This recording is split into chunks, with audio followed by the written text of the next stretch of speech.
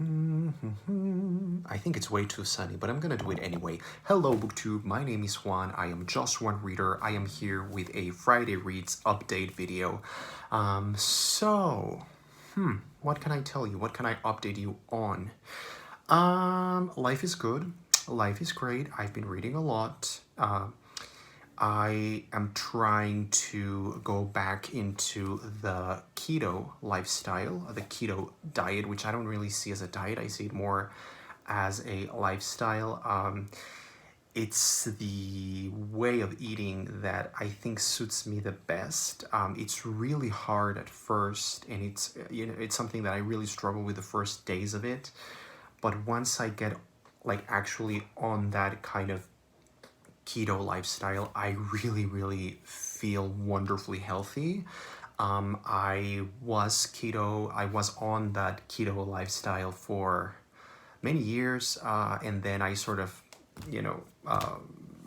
fell off the wagon, and you can immediately feel just how unhealthy processed food is and carbs can be. You really feel differently.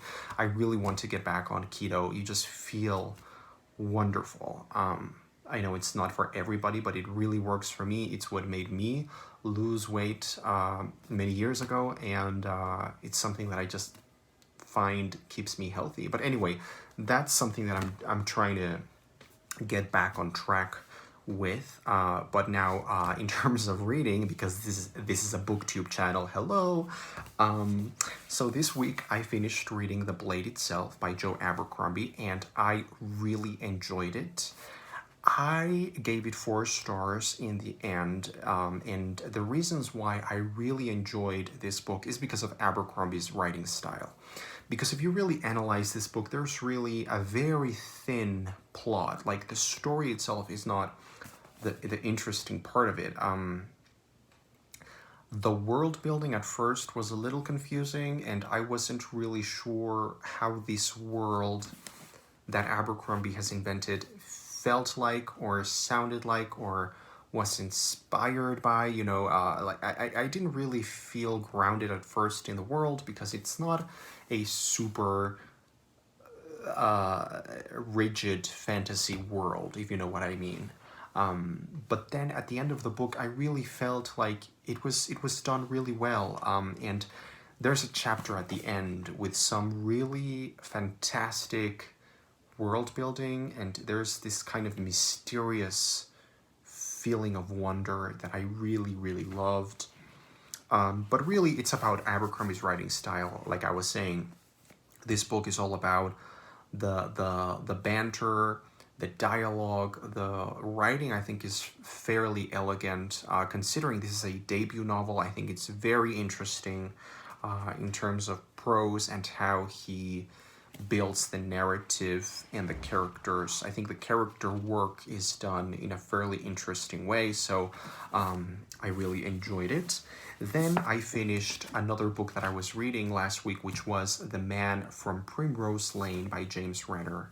And this book just completely, it didn't stick the landing. And it was like watching a train wreck or a really bad car accident or something, because, this book has an incredibly interesting premise. Like, if I tell you what it's about or how it starts, you will want to pick it up, because it sounds incredibly interesting. It sounded like a Stephen King novel, but even better. Like, it sounded at first like the Stephen King novel that even Stephen King himself wished he could write.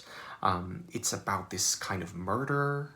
So it's a murder mystery. It's like a detective thriller at first, but then it's about a writer.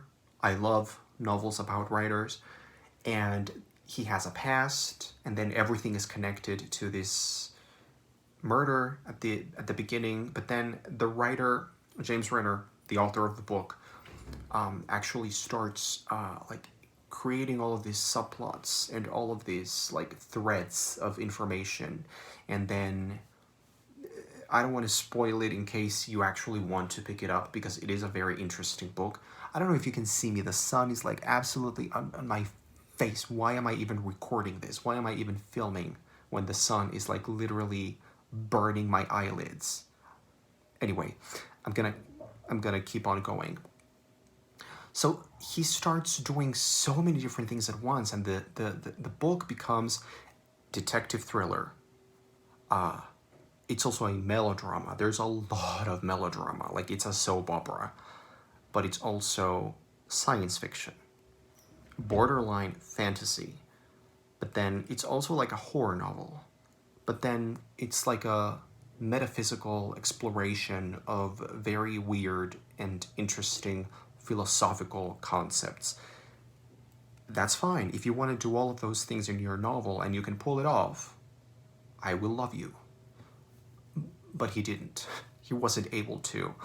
I think there are some wonderful gems in here in this book, some things that I loved and that I really applaud James Renner for actually being courageous enough to do them. But the actual ending of the book, the way everything is wrapped up or isn't wrapped up, it doesn't feel satisfying enough. It feels way too far-fetched and wacky for the sake of being wacky. Like, there was a point where I would have been happy with the way things ended, but then he just kept going, and there was like, it's like the Lord of the Rings, the Return of the Jedi, the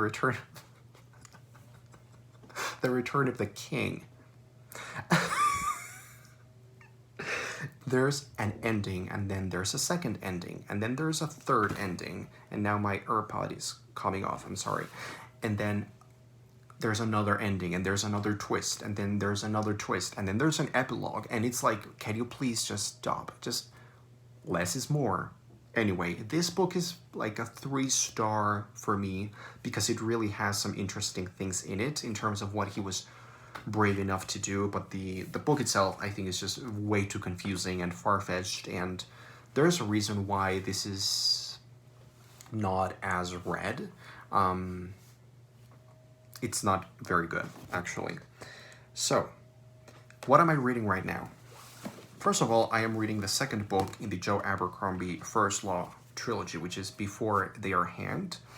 I am getting started with it, and so far it feels weird. So far it feels more serious than the first one, and the thing that I loved the most about the first one was how unserious it felt and how mocking of itself it felt.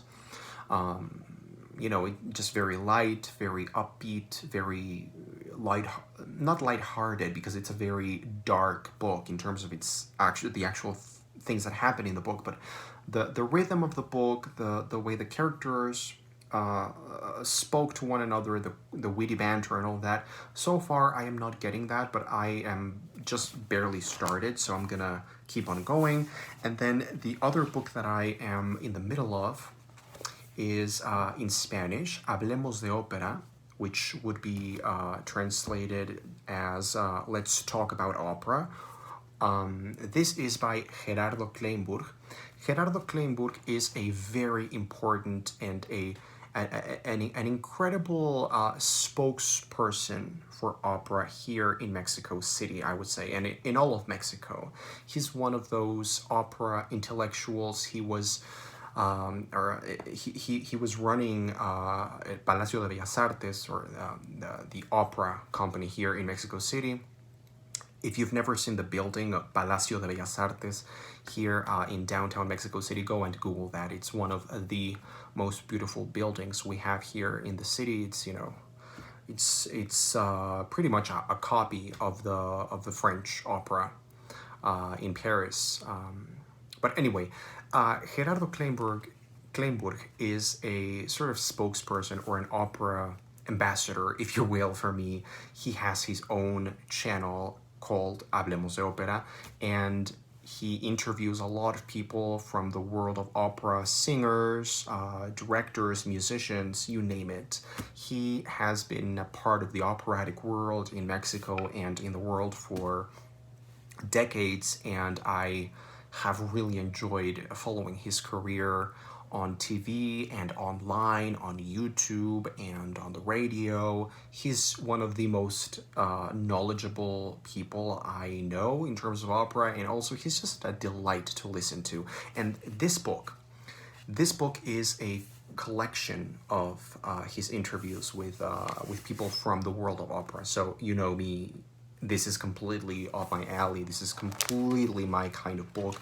I am devouring this book, loving this. But you know, it's a book in Spanish, number one, and number two, it's a book for people who love opera.